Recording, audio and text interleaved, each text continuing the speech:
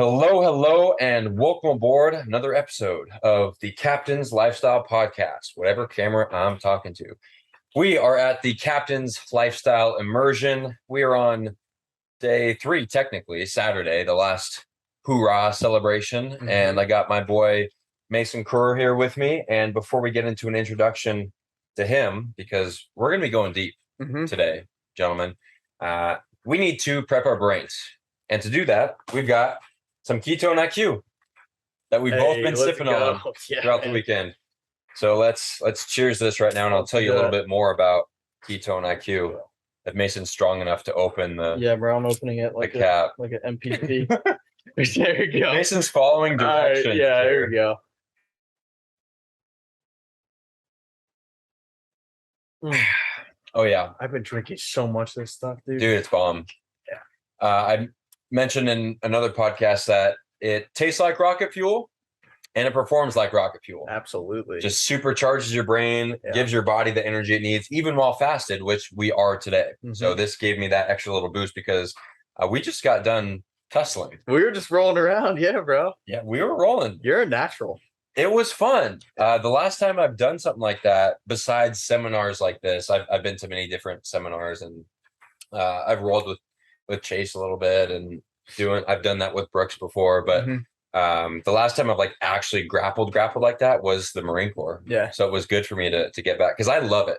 I never initiate fights like that, but if somebody wants to, it's like, okay. What's the grappling like in the Marine Corps? Like, what do they teach you? They teach MCMAP, which is Marine Corps Martial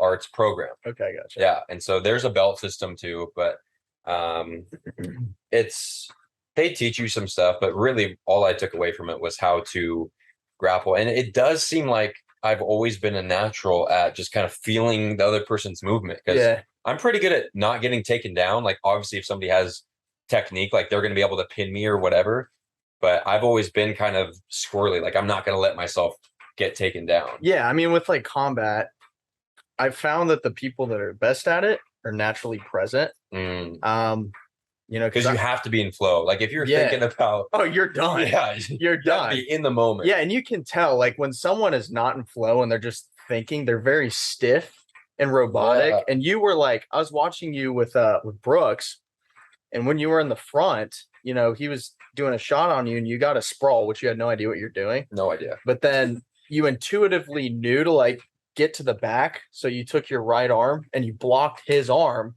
so that as you were spinning, he couldn't reach around and get you. And that's how you got the points. And you intuitively did it. And that's how I was like, oh, he's a natural. Yeah, I promise I have no idea what I was doing in that moment. Yeah. I wasn't even thinking. It's just, he did this, I'm doing this. Whatever that was. Definitely. Anyways, partly how I'm able to do that is my brain has been fueled by ketones all day. So I'm sharp. And then physically, I just said I ran 7 fucking miles on this stuff fasted. The most I've personally ever ran. I don't run. After the Marine Corps, I just I'm done running for a bit. Yeah. My friend invited me to a run. I took 2 servings of this, and I was fucking good to go. Did you wear shoes for that one? I did wear shoes. And I was floating. It just felt good. Yeah. So anyways, to get the hookup on Ketone IQ, specifically these new travel shots that you can take on a plane, because it's above the arbitrary 3 ounces, which is some made up rule law that we can get into. So get the hookup. Use code CaptainMorgan10 at hvmn.com. I can vouch for these things. They slap. I've never had them in my life, but very good. Slap. Yeah. Mason approved. Yep. Next up, this episode is brought to you by Lambs, the world's healthiest apparel, because it is made out of silver, which means it is fit for a king like yourself. Let's go. So here is your crown. Get a Lambs beanie. Oh, amazing. Blocks up to 99% made out of silver. Huh? EMFs. Wow. That's right. Made out of silver, fit for a king. Tonight. That was nice. Protect your $1 billion supercomputer, your brain, from oxidative stress, something that you know absolutely all about. Speaking of, do we have any bee bread you could plug? It's upstairs. Yeah. I'd have to. How fast can you sprint? I don't really want to sprint, but I'll grab it. I can grab it. No, so talk about bee bread. Carlos is going to get us some bee bread, and you can plug that right here, because we were on that today too, and That keeps you sharp. Yeah, so Spartan Bee Bread is from my brand, the Stampede Network. Wearing one of the shirts right now. We don't even have it available, but anyway, what it is a bee pollen and honey mixture that the bees put through a natural fermentation process, and they put enzymes on it. It breaks it down, makes it 85 to 90% bioavailable, meaning we can absorb most of it, minus that 10%. And, if you look at normal supplements in the industry, all the BS stuff, you maybe absorb 20%. Yeah. So you actually utilize this full thing. Loaded with polyphenols, antioxidants. And what it does is it keeps your body going through oxidative stress. So what this leads to is enhanced performance, recovery, vitality, immunity, sleep, energy. So it's almost like an adaptogen. You take this thing, we call it the buzz effect. It's a feeling you just have to try it to understand. I really can't explain it. So Chase and I were up there talking. Yeah. And he said that the ketones this morning combined with the Spartan Bee Bread got him buzzing. It's buzzing. Dude. It's buzzing, man. And it's almost like you feel like your cells are vibrating at a higher level.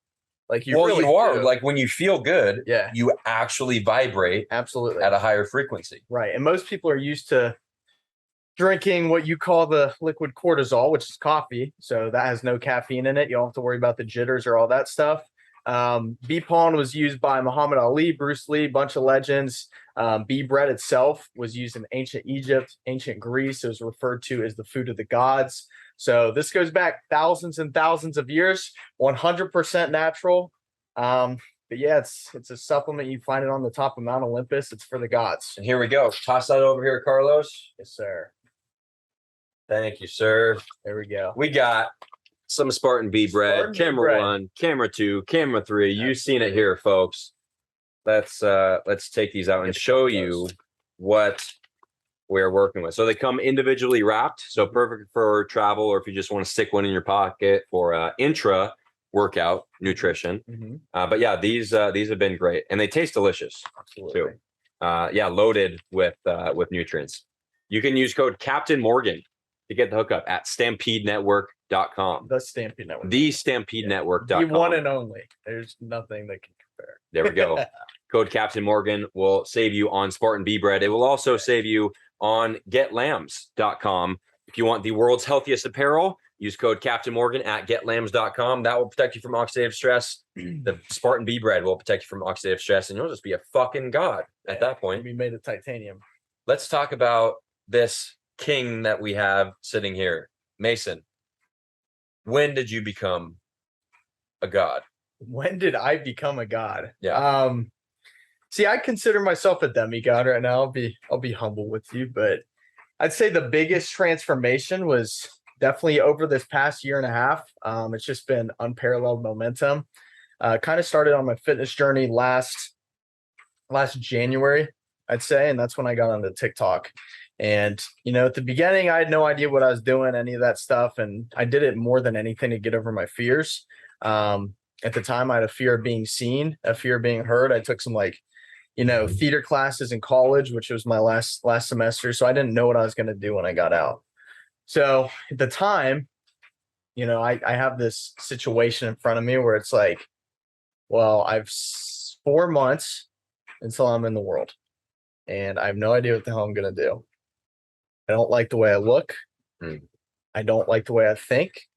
I didn't have friends that supported me at the time. My relationships were not very good. And basically, I had to take an honest look at myself in the mirror and go, Mason, you're a piece of shit. And so there was like this little snap moment that day. I don't remember the exact day, but it was like February-ish. I was like, it's time to make a change. And that's when I just made a single choice, and one choice can just change your entire life. But I said, I'm going to get on TikTok. What I'm going to do is I'm going to expose myself. And so I started making videos about my thoughts, beliefs, just kind of documenting what I was doing. Had no idea how to grow TikTok, had no idea how to do any of the social stuff.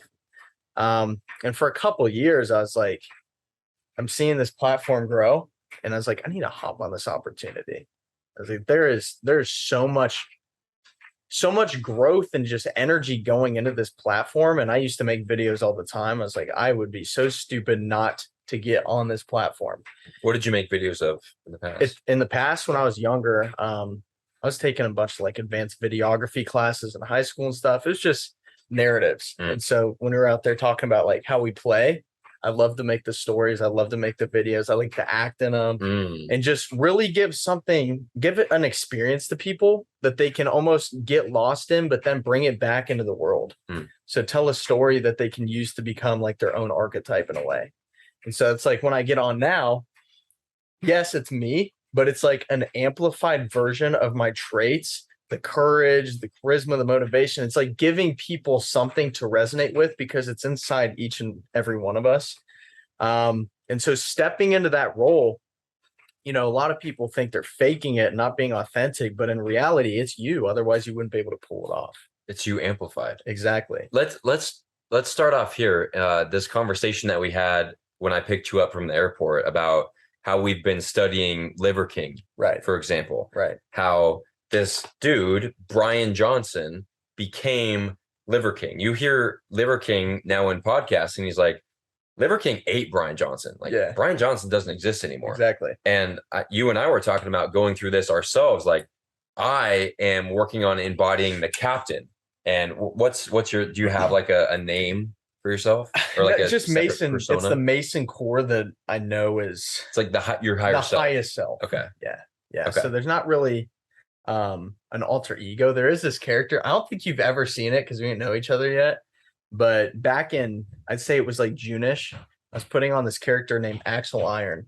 And I get this thing's crazy, dude. So I had this like mullet wig, right? And I'd put that on, and I get these rock star glasses, have my wife beater on, and just this like costume. I go into gyms and stuff and just step into this rock star, bro. I'll show you clips of it. Please. It was something else. But it's like when I was doing that, and I need to do it again because it's getting me excited right now, is like it's a whole new archetype version of yourself, and you're just unhinged. Like there's no thinking.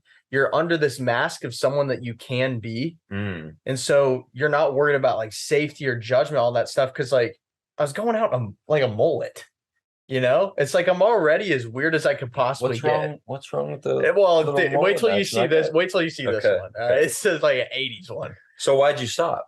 I just haven't put any time to it. I got focused on growing the business and stuff. And I did bring it to Tampa though. So we'll be running around the streets. What inspired you to embody your highest self? Because like what brought that awareness to you? Most people don't know that. The lowest self. Okay. So makes sense. Yeah. I've spent plenty of time in the lowest self in the past. Let's go there. Let's do it. It's important for people to know. Absolutely. Yeah. So let's go from the beginning. So, growing up, I always had great parents, was instilled with the right beliefs. My pops is an entrepreneur. My mom was a victim advocate for people who go through abuse and stuff like that. So I learned the enterprising stuff from him, and I learned the empathy stuff from her. And it was very, it was a great way to grow up. I will say every now and then there was some like energy issues in the home, some chaos. And so it made me very solitary and independent and all that stuff. So how so? Energy issues, like polarity between mom and dad, just a lot of tension. In 2008, I'd say was like the biggest point because that affected my pop's business financially. Yeah.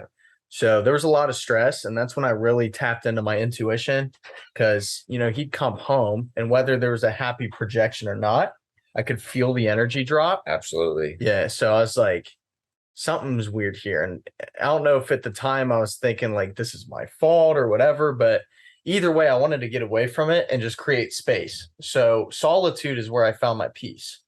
And it's an addiction once you get used to it. I mean, solitude very well. Oh, That's how you meditate. So that's how I stayed under the ice bath for 20 minutes. Yeah, that was a superhuman feat, dude. That was something weird. Thank you. Yeah, that was inspiring, actually. I'm gonna be icing up as soon as I get home. But anyway, the poppy stick. Yeah. Dude. I need to find where mine's at. But anyway. Yeah, continue. Yeah, so found myself in solitude a lot. And doing that made me very independent. And just to clarify, when you say solitude, what do you mean? Because people have different levels. It of was a that. mix of solitude and isolation, but it didn't feel like isolation. So, as a kid, like I had friends, but a lot of kids today, you look around at the world, there's friend groups and cliques and all that stuff. I didn't really believe in that. I didn't have groups of friends. I just had all kinds of friends. And so, going all the way back to kindergarten, even I'd be in the corner like building Legos while kids are doing stuff. And it's not like I was lonely. It's just I didn't my interest was in doing stuff that I was interested in. Yeah. So I was never really worried about like the conformity aspect or any of that. So always very Did you always independent. feel that you were different? I did. Okay. I didn't feel like a black sheep. I do say black sheep sometimes, but it's like there was always something different I felt like was in me. And I did go through like the gifted program in school, which I don't even know what that was. They always Just put turned kids you in into it. a better worker. Yeah. No, I mean, like I was learning Latin in 8th grade. Oh wow, that's It was okay. It was weird. So and that's something I really recommend because you pick up every language after that. I would imagine Yeah. the roots are Latin. Yeah. So Do you remember any of that? oh, for sure. But it's more about reading it. So it's like if you put Latin roots and all that stuff in front of me, I can tell you what words go into what languages and all that stuff. And most languages I can translate or transcribe or uncode. So you're loving the language work that we're I doing love here. it. It's I love it. fascinating, I talk right? about it all the time because I've made TikToks and stuff about the spell casting. It's just you need people to hold you accountable on what you do. Yeah. So So continue. We went on a little tangent there, but yeah, this could be a good podcast. Energy, you would feel that energy when your dad came home. Right. Continue from there. Yeah. So that's just kind of, I was in my own world and I was happy there. And it's where I found peace because I didn't have to, put on an act or do things. I'm naturally a weird dude. Like we're all kind of weird. Same. And I fully embrace it. But there was times where like I get around, my family or friends or whatever, and feel like if I express myself fully, then it would come back to hurt me. Because there was some instances I went through that, and that's like trauma I've addressed and all that. I don't even need to get into that, but like, yeah, I was just very independent, and I learned to not rely on other people for my emotions. And so, growing up, I mean, I focused a lot on achievement because that's how I felt successful in my life.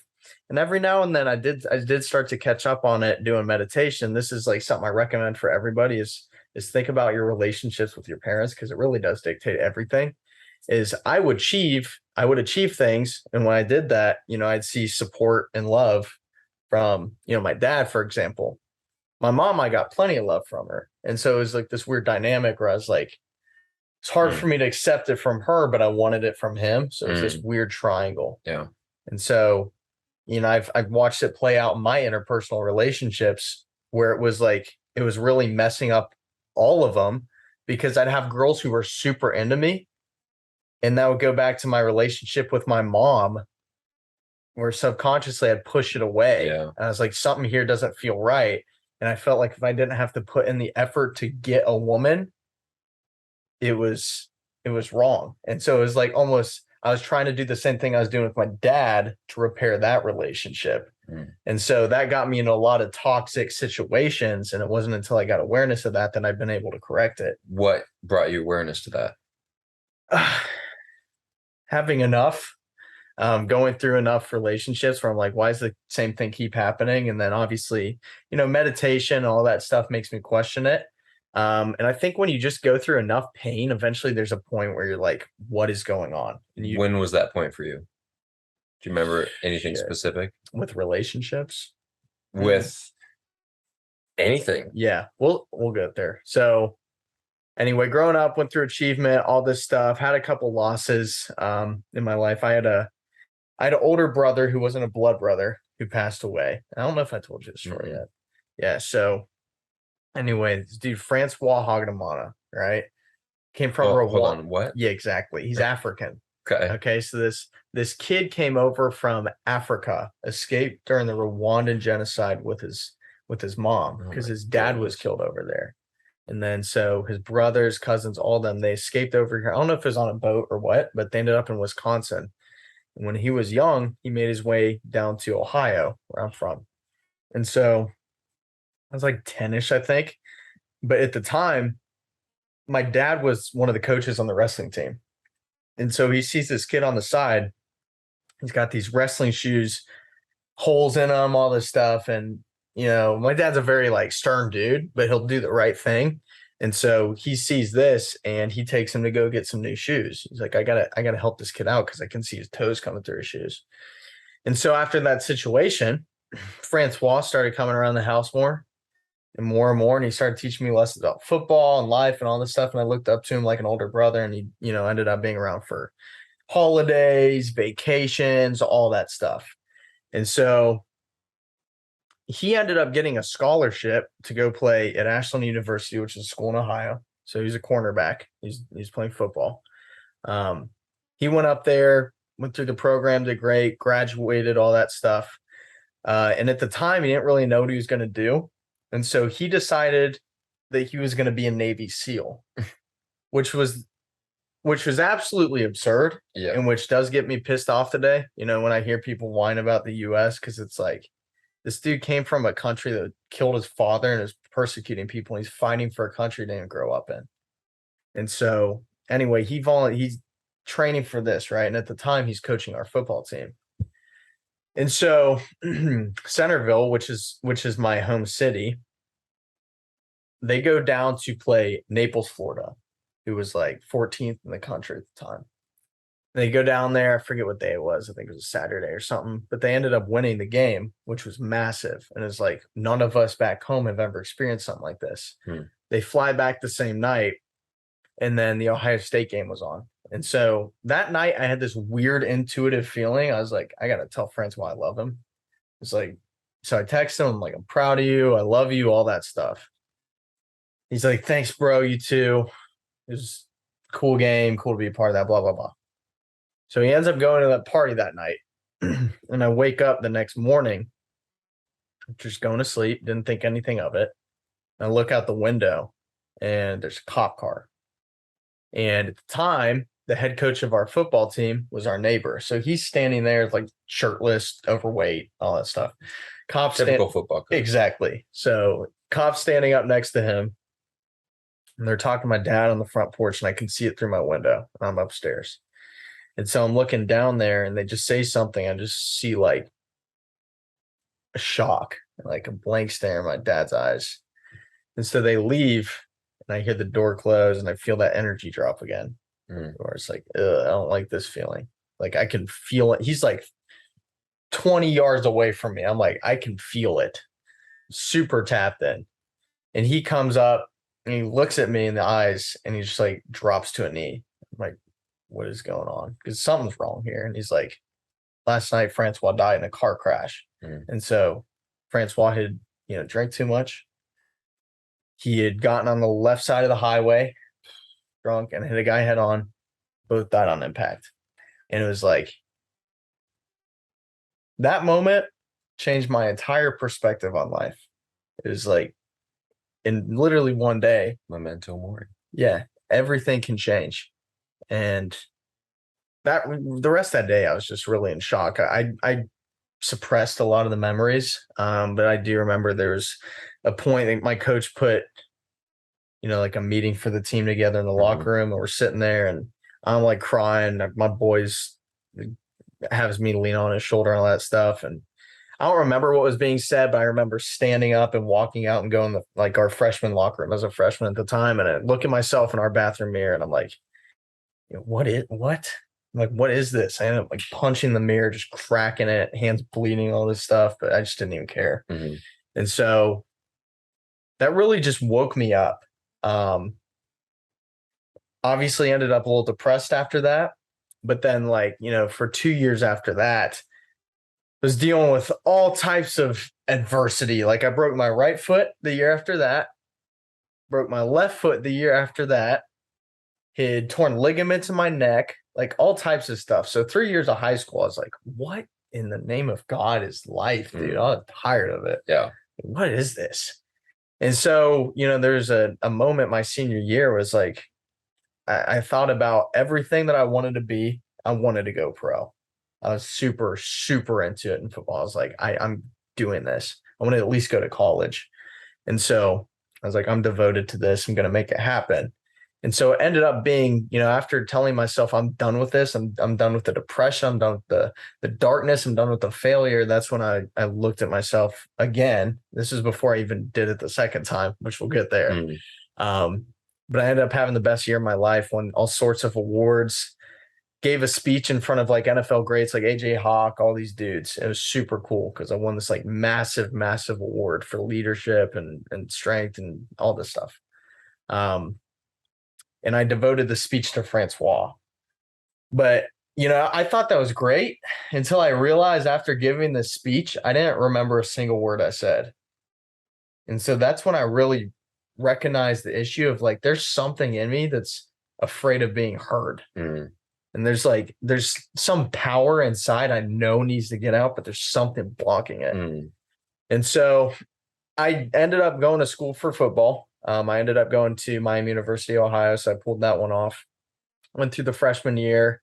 It was weird. It was too political for me.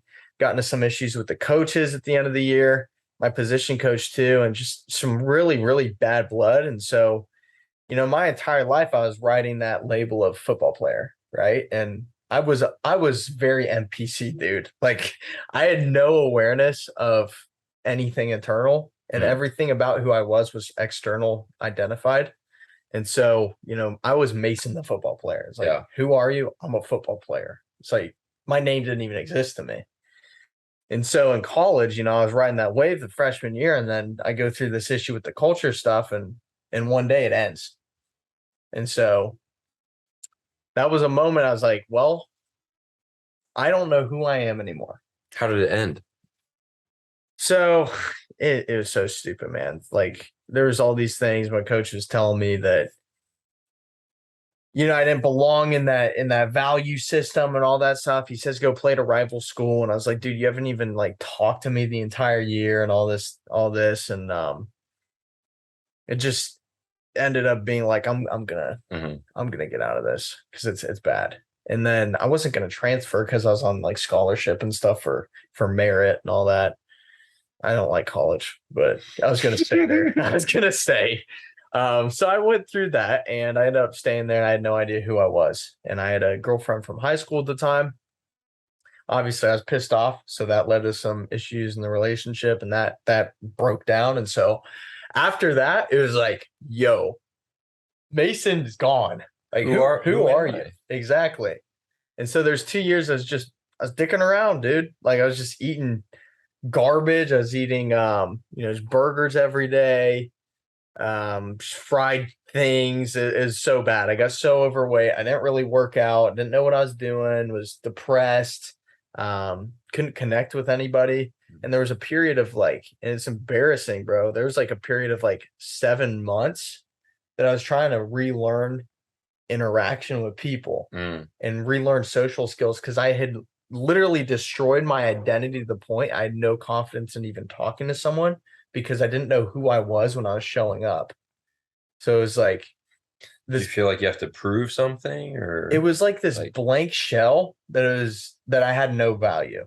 That's how I felt. Because I was very like my identity was tied up in the football and the relationship. And so when that was gone, all my value was on the outside. So it's like it's just this blank apathetic thing walking around, and it was weird. I felt like Zuckerberg. So what next? How did you pull yourself out of that? Because apathy is a tough place to be. It's tough, man. Yeah, and it's a beautiful thing at the same time. So for like 2 years I was in that state. I had no idea what I was doing. And then it just got to a point where I had been rejected probably by like 300 women in a row because I was trying to do all the pickup artist stuff and, get validation from it. It was bad, dude. And I got to a point where with that, I was like, I'm done. I don't even care anymore. And that's when I like started connecting with people. And I was like, there's something here. If I don't have to like try and do things, that means there's something inside of me. And so that kind of woke me up a little bit. But then I looked in the mirror and I was like, I look like shit. I don't even know. Have I shown you any of the past pictures? No. Dude. Were you Mason the Marshmallow? You'll throw up. Oh, really? It's gross. Yeah, puffy face. It was bad, dude. Inflammation? Yeah, I'll show You you. gotta get some Spartan bee bread in Yeah, that boy. absolutely. Dude, I could have used that. But I was like, I've had enough. And so that's when I really got into the fitness thing. And the biggest driver for me that got me to that point was when you're in apathy. So, obviously, scale of consciousness, all this stuff. Yeah. If you guys look up the scale of consciousness, okay, you will see that apathy is below fear.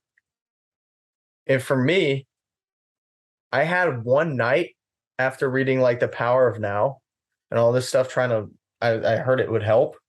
I had one moment and one vision where I just imagined, what if I was like this the rest of my life? Hmm. And that scared me. Hmm. And that was the first time though I'd felt something. Yeah. And so most people would be like, you shouldn't be scared of that. But I was like, wow, I feel something. It's something. Yeah. I was like, I'm scared of that. And I started cultivating that. And it turned into this relationship where when I felt fear, I knew it was making me feel better. And so that was translating to something in my mind I didn't know what it was. And so that's when I started looking for things that scared me. And I was like, I'm going through this fitness journey. What am I scared of? Public speaking, getting in front of cameras, exposing myself, being vulnerable. So it was a fear of vulnerability, if you really want to pinpoint it. So my school had these theater classes available. And I was like, let's sign up for it. Let's see what happens. Going the first day, we're doing what's it called? Where you Improv. Improv. We're doing improv, and I blacked out doing this thing. It was just like that speech. Had no idea what I was doing. People were laughing. I didn't know what they're laughing at. I was fully dissociated. Wow. I was out. I was like, I don't know what's going on. And so I had to talk to my professor afterwards. I was like, I need some help because I got really bad anxiety. And so she's giving me like all these workouts or exercises that I can do to help me get more present. And so we ended up going through that. Then COVID hits, all that shit. And I ends up going online, which I thought was bad because it's like, oh, I'm never going to get over this fear. But it's a blessing in disguise because we ended up taking the class into like more of a voice acting thing. And so I was able to learn how to speak without showing myself. So it's like I had a fear of being seen and being heard. So I could at least knock one out. And so I ended up like being the best in the class at this. And that's when I was like, there's something here. And I loved it. Like it was exciting me. It was energizing me. And I was like, people are like, dude, you actually helped me with what I was doing. And I started giving lessons and stuff like that. And I was like, this self-improvement stuff's pretty nice. What were some of those techniques that you were taught? One was obviously breath control. That's huge. Yeah, she was showing me like this pinwheel thing, and you just kind of slowly pinwheel, and it was giving me something external because I was super external focused still. So it was like giving me something to focus on, slows down the breath. But that, and then I got into the meditation stuff with Power Now, and that really, kind of got me on the right path and gave me the awareness that I liked doing these things that scared me. And so, after going through that class, I was like, I need to take it to the next level. And that's when I started going to the gym and just filming myself for the hell of it. Like I wasn't even going to post it. I was just like, I'm going to put a camera out because I see people do this and I got secondhand embarrassment. So I was like, maybe I should do it. It's uncomfortable. It's super uncomfortable. So I was like, I'm going to do it. And I'll just watch it and make some edits for myself. And so I did that and I was working out. And one day this kid was looking at me and he's just staring. It was weird. He's just staring at me. And I'm like, what's up, man? He's like, can I help you? Yeah. I was like, what's up? He's like, you should be on TikTok. I was like, why? He's like, I don't know. You just look like it. And I was like, maybe I should check out TikTok. And so that's when I got onto it. I started filming these things and I was getting momentum and people started asking me for like fitness advice and mindset advice, discipline, diet, all that stuff. And so I was like, maybe I could be a fitness influencer. Maybe there's a possibility of it. And so I started making videos and then one finally hit where I was talking about like brown adipose fat tissue. And that's my first one that I got, results. And I was like, I got views on this. I was like, maybe people like this. So I kind of doubled down on that stuff, got more views. Then I said an opinion that was very just raw and authentic. And that one blew up. And I was Mhm. like, maybe I should just mix these two. And so People we love opinions. exactly Everybody's man. got one, and Exactly. everybody wants to make theirs known to everybody else, right? Exactly. And so I was just sharing my worldview. And then I got into after doing that, I was really also into meditate or manifestation and stuff. That's when I was getting into law of attraction things. And so, I started doing these exercises and the affirmation trainer I was showing you on my phone. Mhm. That's when I'd started building that. And then I put in different affirmations of like Mason has a film crew following him around, recording him for free, and he's going to post it on TikTok. And so I put that in there. All of a sudden, that same kid, he said, "Yo, do you want me to film you?" Mm. I was like, "Sure." I was like, "You want me to cut?" He's like, "Nah, I'll just film you." All right, that's cool. And I did that for a little bit. A week later, got another friend who does some videography stuff. He goes, "Yo, I saw you were getting recorded in the gym. Can I make some videos for you?" I was like, "Yeah, let's do it." So now I have two people. I had another friend who came up, said, "Yo, I'm also doing some videography stuff. Can I make some stuff for you?" And out of nowhere, I just had three people walking around recording me, making my content completely free. Hmm. And I was like, what? Like, this shit is real. Yeah, I was like, what is this? And so that really just opened my eyes. And I was like, maybe I can apply this to other areas of my life. And so I started doing it for like followers. I was like, Mason has 10,000 TikTok followers by June. What was the date? I think it was June 30th of 2021. And so grew the TikTok, kept doing my thing, started getting into consciousness and teaching all that through it, just giving my insights and just as much value as I possibly could to the audience. Because that's what it's about at the end of the day, is you just want to give value. And that's how you attract it. But the night before, June 30th, it was so weird, man. I was like at 9,000 followers. And I was like, how am I going to pull off 1,000 followers in one day? And so I ended up making this video. I was just laying in bed talking about the power of the mind and manifestation. Mm. I post it. It was like 11:50, dude. And by 11:59, I'd crossed 10,000 followers. I was like, what? How is that even possible? Because this thing just went ultra, ultra viral. I was like, How is that possible? Tell people how you imagine that you can go from thinking something in your head to writing something down, which we learned this weekend is very important. Exactly. That only 3% of the population writes down their goals. That increases your percentage of achieving that goal by 1,000%. Yeah. Just scribbles on a bar napkin to then actually making it happen. So to really understand it, the first thing to understand is awareness and consciousness itself, and meditation. And so when you get into those states, when you get into a deep state, and I don't want to give you expectations, but eventually you may come to the conclusion that we're all one, that everything is just one. It's a singular consciousness. And so what does that tell you is if everything is one, then that means our thoughts are part of the one. And that means that our thoughts are the things. And so these are deep realizations that I can't pinpoint for anybody, but you have to kind of explore it on your own. Is I realized one day, reading some Joe Dispenza, everything's vibrations, everything's got a frequency. And so if our thoughts have frequencies and vibrations, and so do objects, that means in order to align myself with an object, we have to think at the same vibration and frequency.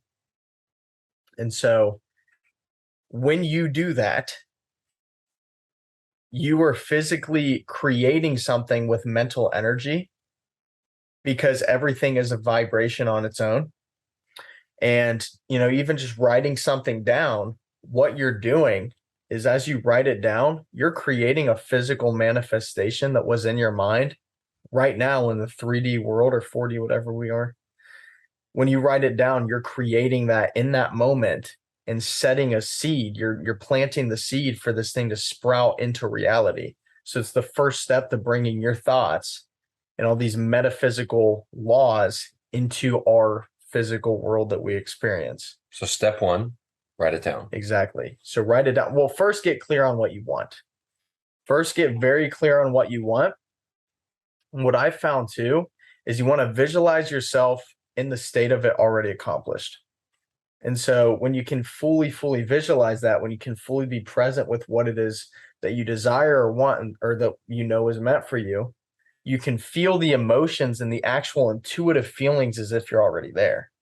And so when you can get a clear experience of that and you can write it down and journal it in extreme detail, it's so much easier for you to bring it to life because you've already been to that reality. And what the power of now talks about is that time doesn't even exist anyway.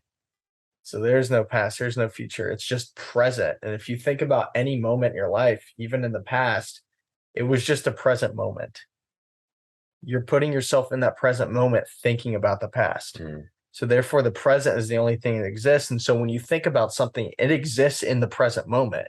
It's just your job to transmute it into reality with the physical tools that we have. So before we get into continuing down like how to manifest one of your dreams after you write it down, is it's very important to touch on knowing what it is you actually want. Exactly. Because so many men especially think that they have this idea of what they want. Right. And then they just end up working their whole lives for money, selling their time for money, and then they're not happy. So how can men find their purpose?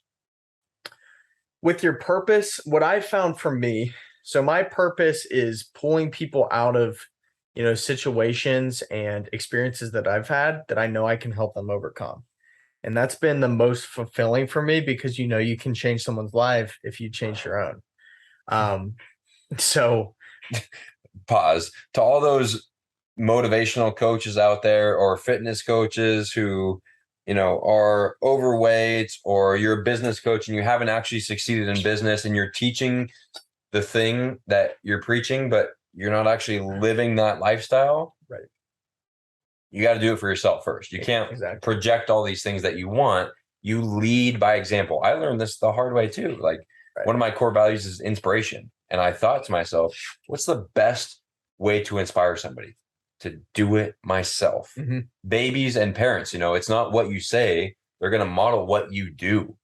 Right. So become the person who you want to be, become the person who you want other people to be. So my purpose is make driving standard, right, which is essentially health, happiness, productivity, fulfillment. I have to live that if I want other people to experience that. Right.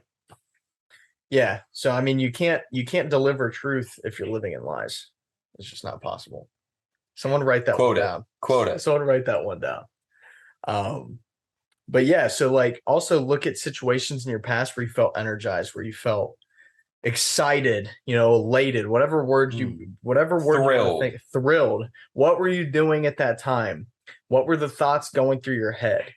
And what happens is you can start to even just emulate those thoughts if you can pinpoint the thoughts that were happening.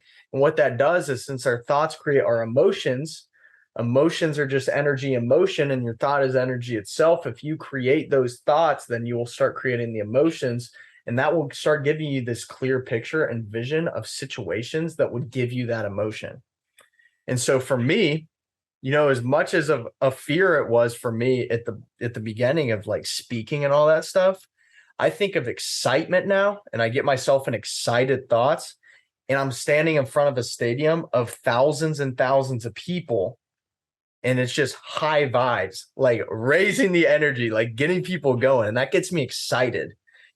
Bringing energy together and almost like a sense of brotherhood and community where we're all one. And it's just like, as a tribe, nothing is impossible. That word doesn't even exist. So that just excites me. And then you feel the energy right now. So it's a cool possibility. You went from being scared of public speaking to taking theater classes to now your vision for your highest self is standing on stage in front of thousands of people. Yeah. And I mean, I won't lie. Like, I still do feel the fear sometimes. And I think that's what a lot of you need to understand first is you see successful people, all that stuff, and you hear the word fearless, and that's not true, because successful people feel fear It's just how you choose to navigate it, whether you let it plant you on your ass or whether you choose to move through it. Dude, Liver King, he was on, I don't remember the guy's podcast, some English guy. Yeah. And he said at the end that he's like fucking terrified of going on podcasts. Yeah. And like he never wanted to be like Liver King. He didn't want social media. Right. He wanted to be behind the camera. And because he knows how beneficial his ancestral living message is, he knew that he had to embody the Liver King to show up, to spread, to inspire this message. And so he acts in spite of tremendous fear. You see him in podcast episodes, he's fucking sweating. Right. Like, yeah, he's got a lot of muscle mass and is very metabolically active, which, raises your core body temperature. Of course. But also that nervousness and that nervous excitement, which are really the same feeling. If you think about it, nervousness versus excitement, it just depends on how you look at it. So when you're talking with high performers, they still feel that nervousness or fear, but they're excited for it. They know that on the other side of that fear or nervousness is the thing that they actually want. So they act in the face of that, which is courage. Yeah. And there's this thing you can look up. It's called mental transmutation. And if you guys haven't watched on my TikTok, I don't know if you see my face by now or not, but look at my Hermetic Law series, and I talk about mental transmutation. That's basically where you take one thought's energy and you turn it into another. And so one of the laws of our universe is the law of polarity. And that means that everything has the opposite contained within it. And so if you're fearful of something, if you're anxious of something, what is the polar opposite? Is excitement, courage. And so with mental transmutation, you take the energy by asking yourself, what if? So you create a new possibility, and all of a sudden you loop onto this other side, and it's like, okay, well, what if this feeling was excitement? And that's all the stuff we're doing out here. Yeah. And it's just playing with the words, and you transmute the energy into something else. And instead of now looking at something that's weighing you down, you start looking at, what if this could go up? What if I could lift it? And that's possibility. And that's where everything really starts to change. But having purpose, that outweighs fear 100% of the time.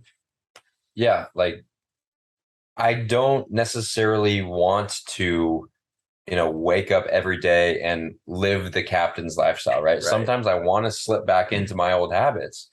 And I now understand, after studying, these successful people, it's like, no, you have to embody that. Like, if this is what you want, okay, do it. It's not always going to be comfortable. Exactly. In fact, it's going to be very painful sometimes, and you get to choose whether or not that pain is suffering. Yeah. It's all a choice in your head, which, to lead back to what you first started with, the choice to become better. What was there a specific moment, and maybe you already explained that, but I want you to go deeper into the moment where you chose this new lifestyle for yourself? It was first watching One Single Choice and what that did for me. So it really started more than anything with choosing to eat clean and clean up the bullshit I was eating. Yep. And so that, I didn't even see the fitness results yet, but I was feeling the mental benefits. And so I was a lot clearer. The diet, all that stuff, more than anything, that cleared up the mind. And when my mind was clear, I was able to make better decisions. I was able to do things with a purpose. And I was like, you know what? I might as well just keep going, and I can stop myself from going back into old habits because my mind feels good to the point that I have willpower. And so I'm like, now I'm going to focus on getting aesthetic and looking good and feeling strong and thriving. So it was just really stacking. And everyone wants to like dive in, like going full blast. And it's like with working out, if you've never worked out in your life and you try and go 200% for a week, you're not going to succeed. Like, you're not going to. Okay. So I want to hear how you work with your clients on this, because I say the same thing. Everybody starts, they're so enthusiastic, they're motivated, right? For the first time in their life. I have the motivation to do all of the things. I want to do all the things. Right. And then they get frustrated that they're leaving things out, and they're like, oh, I'm fucking up. It's like, No, dude, you were here when we started. Exactly. You've already incorporated all of this and you're still down on yourself. Right. So how do you work with your clients through wanting to get everything done right So away? first thing I have them understand is, because everyone wants to look good. You want to look sexy. We all want to look good naked. And so I'm like, okay, well, here's the reality. What is your brain? It's a muscle. What do we have to do to make a change? Well, we got to flex that muscle too, because your brain is running on the hardwiring of the old one. And so I explained to them like neurogenesis, all this. You physically, to make a change, you have to create new neural pathways in your brain. And that takes time and it takes energy. And it's not like this automatic thing. So having them understand that, they can see that if they go for 7 days and they immediately mess up, it's like, well, your brain hasn't had enough time to actually create a new connection. It takes like 21 days to make a habit. It can vary. Yeah. It depends also on your focus and your awareness.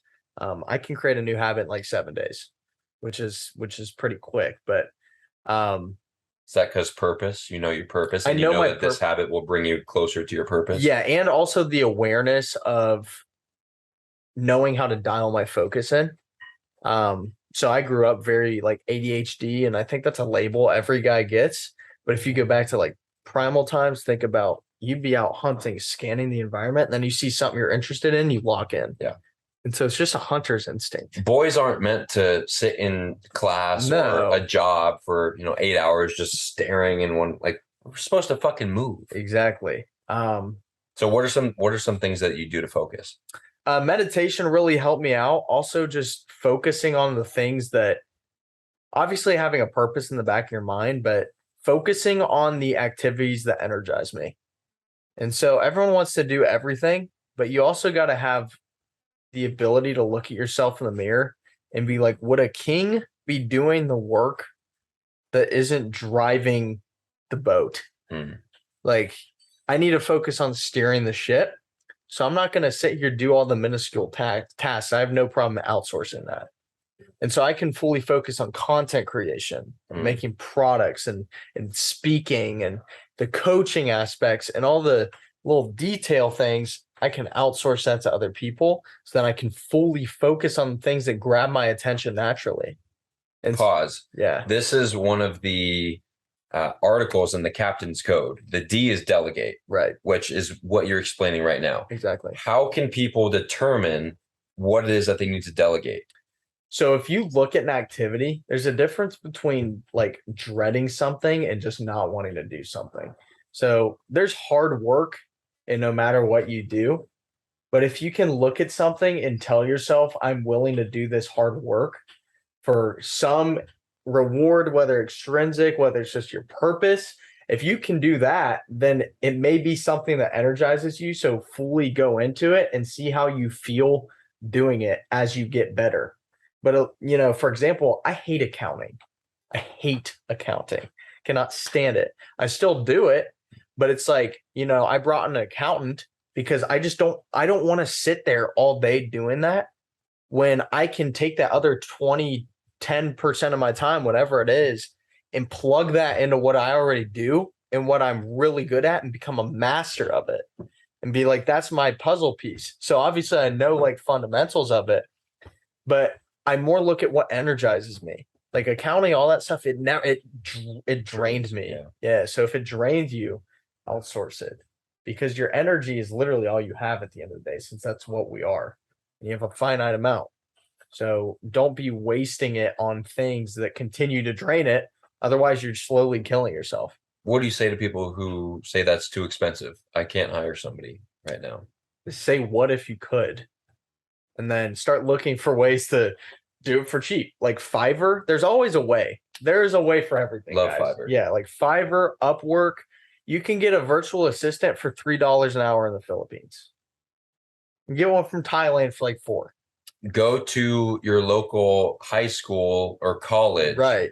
Post up something saying, hey, I'm looking for an editor. Right. So if you work in the yearbook as an editor and want a position as an intern, here you go. I've done that plenty of times. Like, especially that's why it's important to become someone of value, because you attract those type of people to you anyway. But, I've had kids be like, yo, can I intern for you? Make your cover art on your videos. can I answer some DMs for you? Can I help you like clear up some of these tasks? And it's like, just get an intern. They're free. They like to help you. And you're also giving them knowledge in exchange. So it's not something you have to even be guilty about. A lot of people feel guilty for giving away responsibility. And it's like, why do you think that is? It's a great question. I've just noticed it. I don't really think I've gone deep and thought of it. I feel like a lot of people pleasers would definitely get stuck in that mindset, just feeling like they have to do everything for everyone. Also, control freaks. I've dealt with like control issues in the past.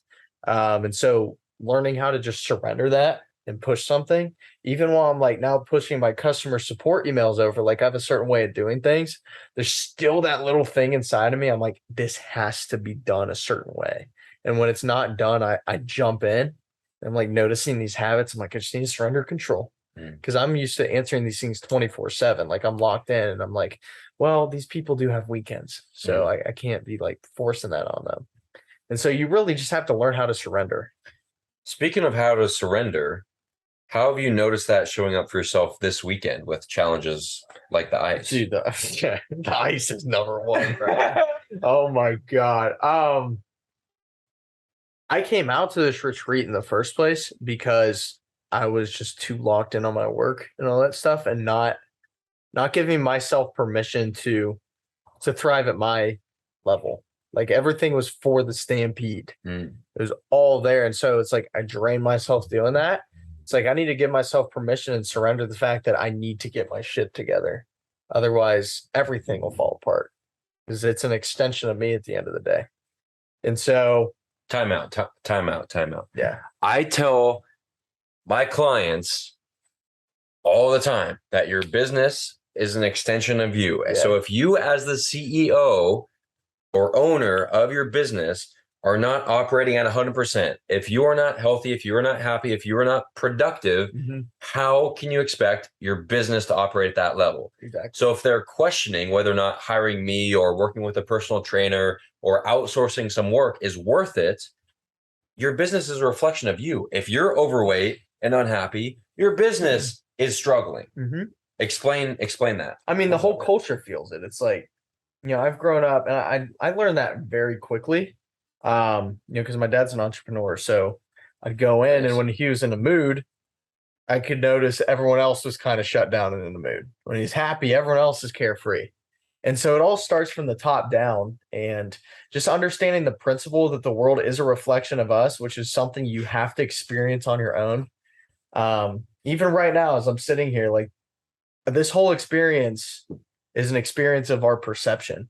I'm experiencing it a completely different way than you are. And that comes down to your beliefs, your worldviews, and just the way you look at things. And so when you realize, like, first of all, the whole world is brought together by your senses, right? And this is the craziest thought I ever had. It's like, this whole universe is pieced together in my brain. If I was blind, the universe would be completely different. If I was deaf, the universe would be completely different. And so you realize it all comes down to this like sensual experience. And so what if everything's being pieced together in my head, what if I chose to piece certain things together in my head? Could I then experience the opposite through my senses? And it turns out if you do that enough times, it's true. It's accurate for you. Yeah. Because true.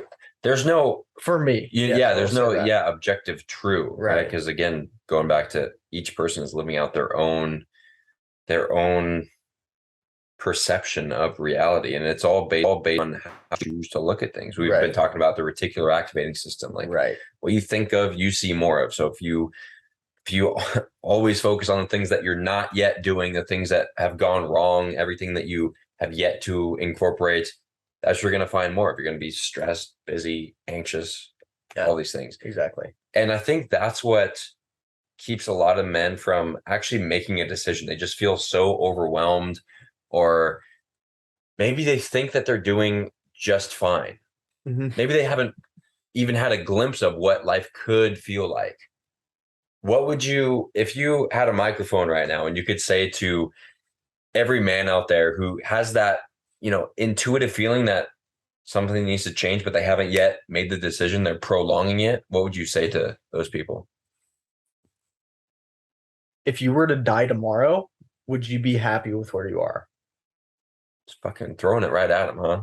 Yeah, I mean, dude, I get under the skin. Let's slap them in the face. Yeah, I mean, the whole world wants to get all like lovey-dovey, and sometimes like the truth is gonna punch you right in the fucking face.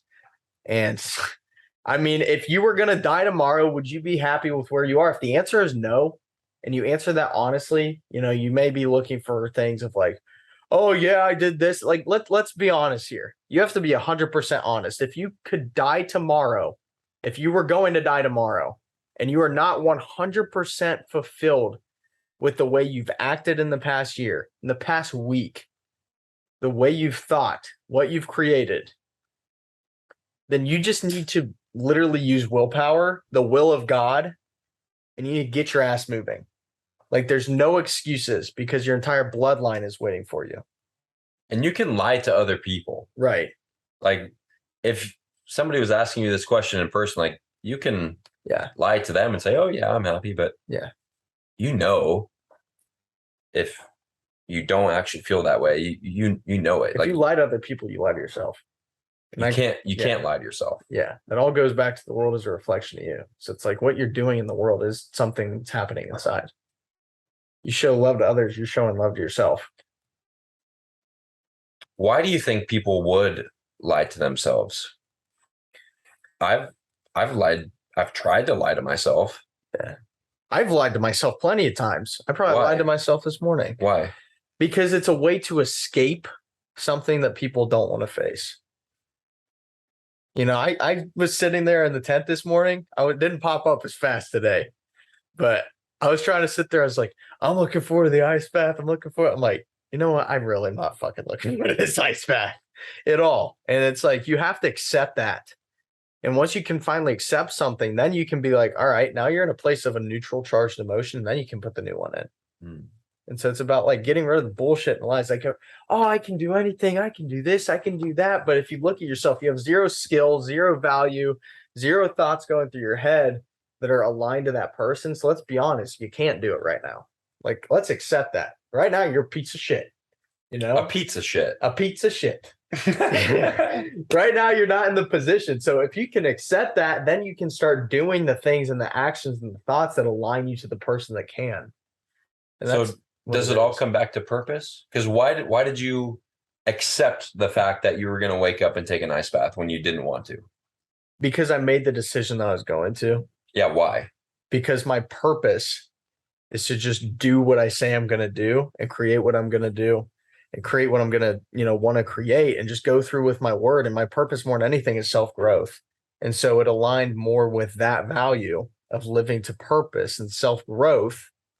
When I thought, I don't want to do this, me saying, okay, I'm going to do it anyway is growth because I'm moving past an obstacle. Like, here's an obstacle. I could have said, no, I'm sleeping. I mean, you would pull my ass out anyway. Nope. Yeah, I would have gotten away with it. But, I chose to instead climb over this obstacle in my way out of willpower. And, whatever, if you're religious or spiritual or whatever you want to call it, just consciousness. Like, there's so many terms for underlying lessons are all kind of the same. You read in the Bible, will of God. Well, if God's inside of us, that means it's your willpower that matters too. And so sometimes like you're the power, you're the creator, and you just have to step into that role. Otherwise, you're going to start decaying. And it's a hard truth to face, but it just comes down to acceptance of it. So you made the decision to do something challenging because you knew it would drive you closer to fulfilling your purpose. 100%. So ultimately, it sounds like indecision or making the wrong decision comes down to not knowing your true purpose. I think purpose more than anything comes down to becoming the person that we're meant to become in this lifetime. And so I think that really simplifies it. That's a good way to start looking at your purpose is who would the person be if I was the best version of myself in my eyes, if I had the best traits, the best thoughts, the best habits, who would that person be And how do I become them? And so then all your actions, you can start aligning to that. If that person's standing in a high rise making billions of dollars, then you now know you may want to take a business route. You know, if your person's standing there on a stage, maybe you want to go down the public speaking route. Maybe you want to become an actor or something. And so your actions, your path, everyone wants to look for like the one thing they have to do, but maybe the end result is who you're meant to become. And when you know who you're meant to become, the vehicle kind of figures its own way out to get you there. And so, you know, as I'm sitting in this tent, I don't want to get in the ice bath. I'm going to fucking do it. How long would my willpower hold me underwater? Well, my bitch voice, because I'm like, I haven't done this for like 3 years. It's taking like 15 seconds. I'm like, let's at least double it. Yeah. And so, you know, compared to you guys, I didn't do very well on it. Like, I'll be straight. Yeah, it's not a competition. Yeah, but it's like for me, I ended up like going a little over double. And so that was a win for me. Huge win. And so like now I can stack it though, because I'm coming after your 20. Let's go, baby. Let's go. I'm coming after it. I love it. But yeah, like you got to start just one step at a time and start conquering the one thing. Like you're not the person you want to be right now. Otherwise, if you were, then you would be that person. It's super simple. So if you start hearing the thoughts of the person that doesn't align to the end you, and start doing the opposite and thinking the opposite and saying the opposite. It's simple, not easy at all. It's not easy. It really is that fucking simple. Just make the decision that you don't want to make right in the moment. For me, I've told the guys this here, like you guys may have the perception that people who you look up to just do these things and it's fucking easy for them all the time. In some cases it may be, in some cases it might not be. Right. Like I'm still consciously making the decision to act in the face of fear or discomfort or whatever. Right. I just have this vision of myself. The captain stays in the ice bath for 20 minutes because that's what he said he's going to do. And there's no other option. Yeah. Right? And you hear the term easy and it's BS anyway. You don't want to live an easy life. Everything has always been hard since the beginning. Like think about everything you've done. It was always hard because it wasn't hard itself. It was just unconscious. Like you're consciously trying to learn something. And what that does is it takes willpower. You're uncomfortably morphing your brain to do, think, and say certain things. And so like something that I'm really interested in, I love talking about, is the whole process of learning itself. Like learning, like how to learn. And people need to look more into how to learn, because what you need to do is you need to go from conscious incompetent.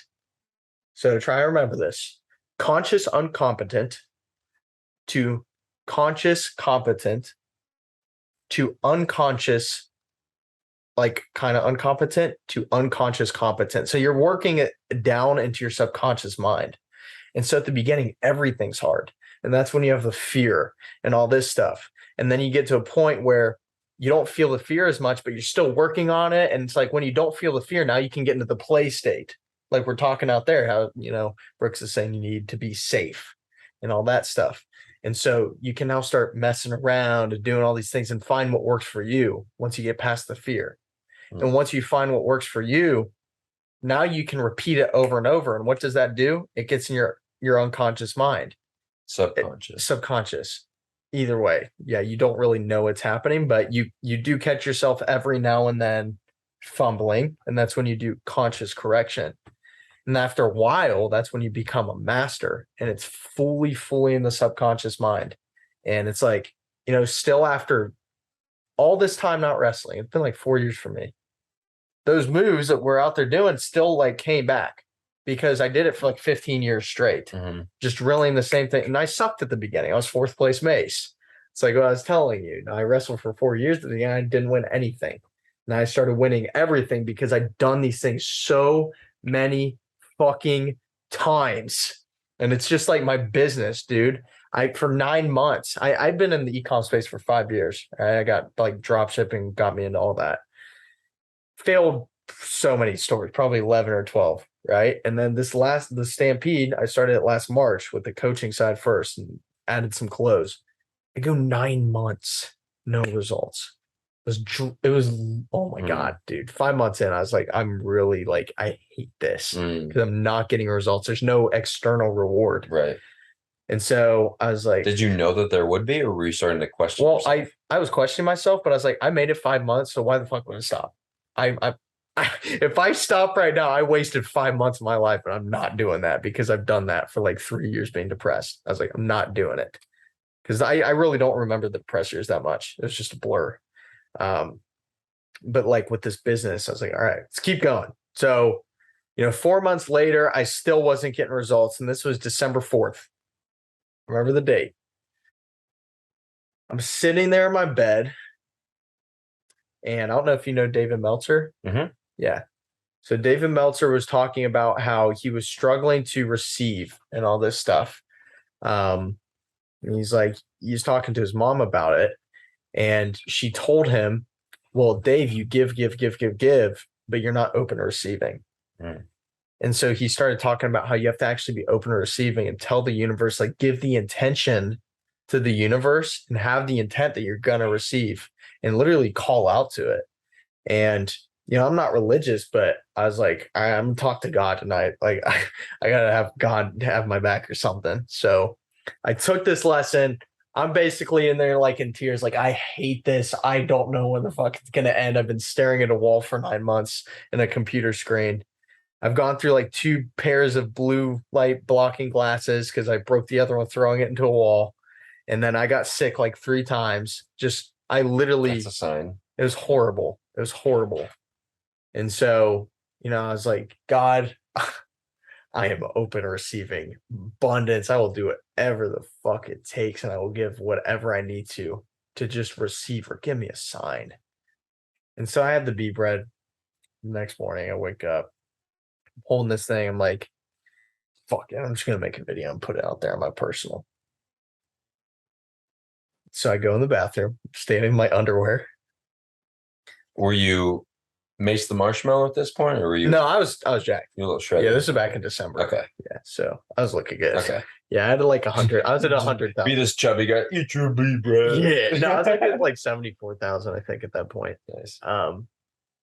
But yeah, so I pull out the bee bread and I start making this video, talking about all that stuff for like a minute. I post it. 5 minutes later, I don't know if you're familiar with Shopify Ding. Mm-hmm. When you get a sale, it dings. Okay. So I'm sitting there 5 minutes later, I hear ding. I'm like, well, I haven't heard that in a minute. What was that? And so I look at my phone, I'm like, yo, someone bought the bee bread? I was like, what? Cool. Okay, cool. Sweet. Put it down. 5 minutes later, ding. Hey, Someone bought the bee bread. 2 minutes later, ding, ding. I've had 4 sales in like 12 minutes. Oh, shit. What's going on? 5 minutes later, like fully automatic, dude. Wow. I'm watching my phone, like, when the notifications just keep going. Yeah, I was like, what is going on? Sold out the store. I didn't even have enough to cover all of it at the time, so I just let it keep running. But sold out the store in like 10 hours. The entire store, clothing included. Like, everything was gone. It was like barbarians came through. Ended up making, and by the way, the day before, the reason I was in so much stress is because I probably pumped 20 grand, 30 grand in this business. I had $500 in my bank account. Yep. In one single day, I brought in like 35 grand just off of one video, all organic. And I was like, what? And so we only had like 100 units in stock. We ended up with like 1,000 something orders that day. And I had to shut it off. If I would have kept the store open, I easily would have generated 100 grand in a day. And it was the craziest thing I've ever experienced. And it's like the money, all that, like December was a bitch to go through, not gonna lie, because it was a champagne problem, but we had to replenish and fulfill for a month straight. And I'm getting yelled at by customers all day long. Yeah. That's why I'm like, I need to get customer support. But the one thing I learned throughout that whole process more than anything was just faith and the seed of faith. I was like, what if in what? Just something, just having faith, because I had none. It's like, what if it just works out? And then just having faith that like the universe is on your side, that whatever is going on around us, like if you think it's going to work, it'll work. But you have to first think it can at least work. Like 0.01% is enough. Better than nothing. And so, since that point, just been scaling up like a madman. I've been fortunate to hire on a new team, customer support now, so I don't have to deal with those issues anymore, but just all types of things. And it's like faith really just changed my life. Believing in something, believing that it all works out in the end. Yourself. Yeah, exactly. That's what I've learned to have faith in is myself. Yeah. Like that's why I basically have an unlimited personal development budget. Right. Because I know if something's going to make me better, I'm going to make everything that I'm doing better. That's going to make everybody else better. Yeah. So it's like invest in yourself. And tell me if you agree with this. I was talking to my mentor the other day. And one thing I thought, I was like, you know what? You become so confident when you can walk into a room and know you can change anyone's life for the better just through a conversation. And it's like, I'd say we're both at that point. Yeah.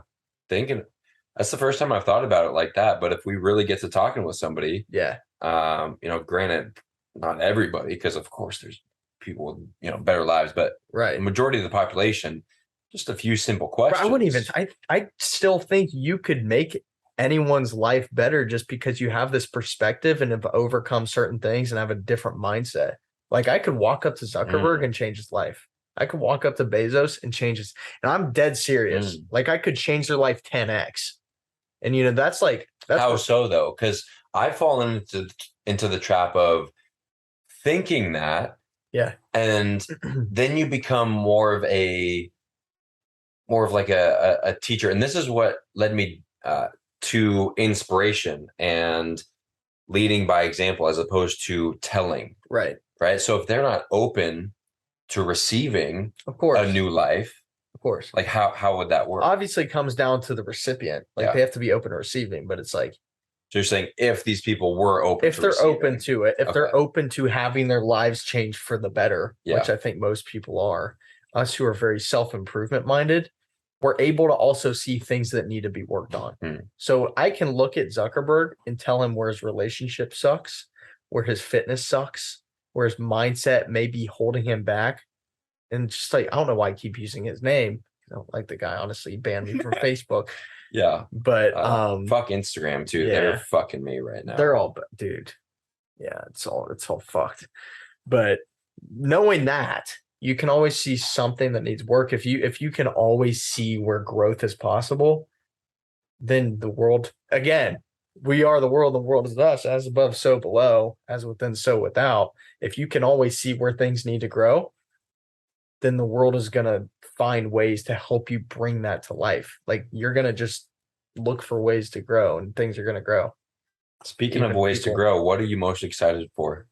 What's next? I can't wait to get into this public speaking stuff because it scares the shit out of me.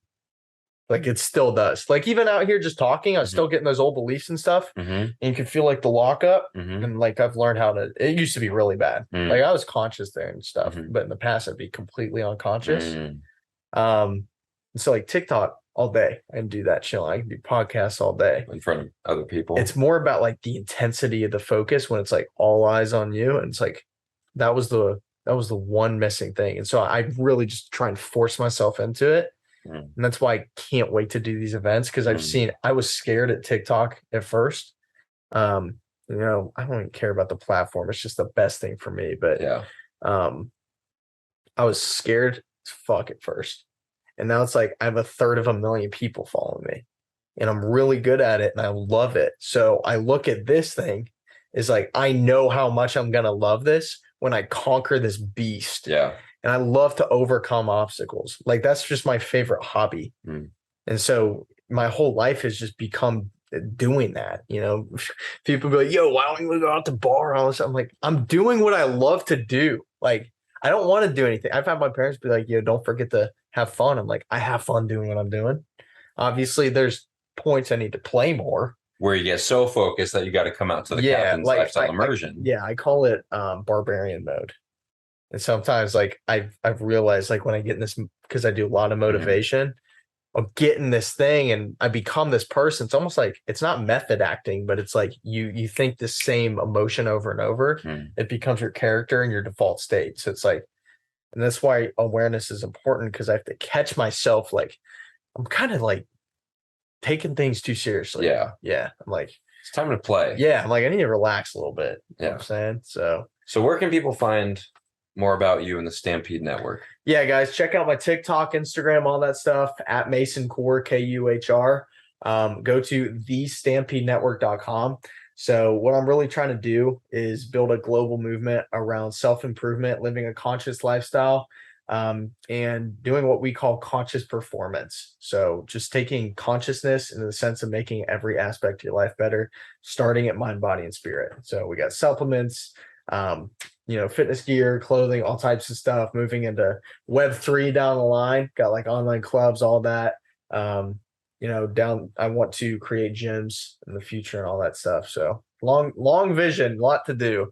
Yeah, it's cool. Keeps you going, and definitely check it out for sure. Love it. And then use, if you get the Spartan Bee bread, use code Captain Morgan. So Mason, appreciate you coming on. That's fire. Let's go party. Let's do it, bro. Let's have a time. Let's play. Let's go. All right. That was great.